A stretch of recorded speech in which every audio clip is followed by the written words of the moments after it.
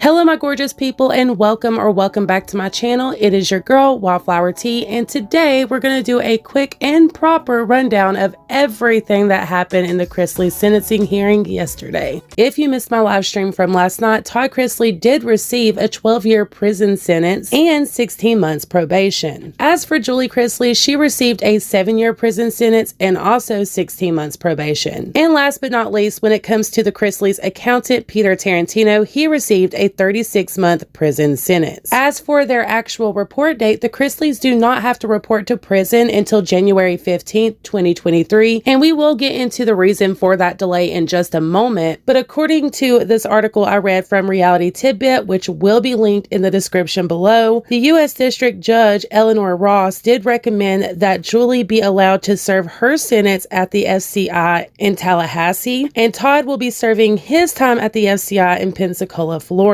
And this was upon the Chrisleys' own personal request. As some of you may know, the government was seeking more time for the Chrisleys than what they actually got. And according to this information, the reason the sentence was below what the federal sentencing guidelines laid out was due to many different factors, including their age, health, and those within the Chrisleys' custody care. For those of you who follow the Chrisleys, you may remember several months back, they did say on their Chrisley Confession podcast that once they did get their prison sentence, Savannah Chrisley would be the one to continue updating the public, and she's done just that. Late last night, after the sentencing hearing, Savannah Chrisley did release an unlocked podcast episode, and within it, she spills all the tea. According to Savannah, her parents are already planning on filing an appeal. Until then, it does appear that Savannah will be the one taking over custody of Grayson and Chloe while her parents are doing their time. She talks about a lot in this podcast episode, and I am going to play clips of that, but one thing she made very clear is that she and her family are not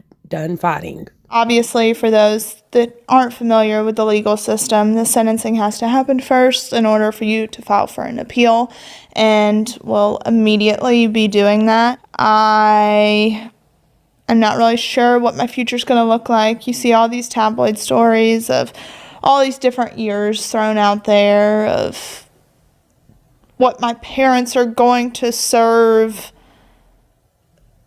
due to being convicted off of lies. I may come home without both of my parents. That's what the chances are. That's the likelihood, and that's my new normal.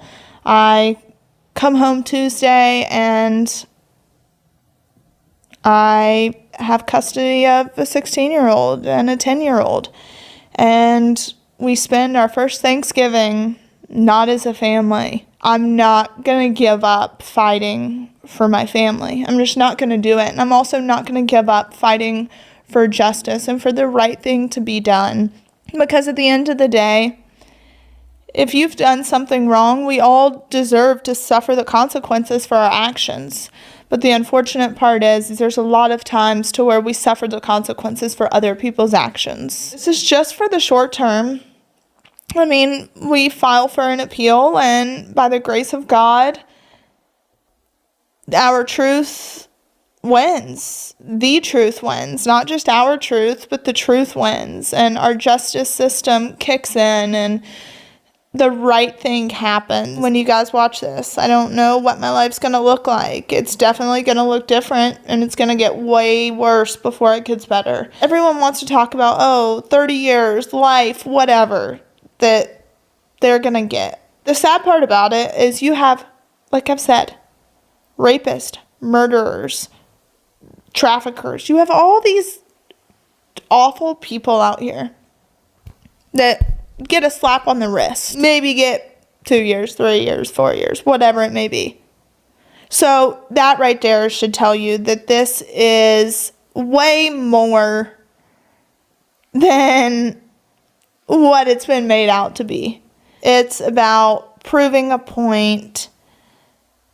It's about prosecutors that are trying to make a name for themselves and trying to play a game of whose is bigger. Keep in mind that this podcast episode was recorded 4 or 5 days before the sentencing hearing. But again, if you guys would like to see it for yourself, it will be linked in the description. I would love to hear what you guys think about this podcast. I am going to do a more opinionated video probably next week. But for this one, I did want to keep it short and sweet and to the facts. If you guys are interested in hearing more about the legal side of things, there is a YouTube attorney here going live later today by the name of Emily D. Baker. She's amazing at breaking down all the legalities, and I will leave her channel linked down below. But that is going to do it for this video. Thank you guys so much for watching. If you haven't already, please consider liking this video and subscribing. That way you can stay in the loop with all the updates. I appreciate you guys very much for watching, and until my next one, bye y'all.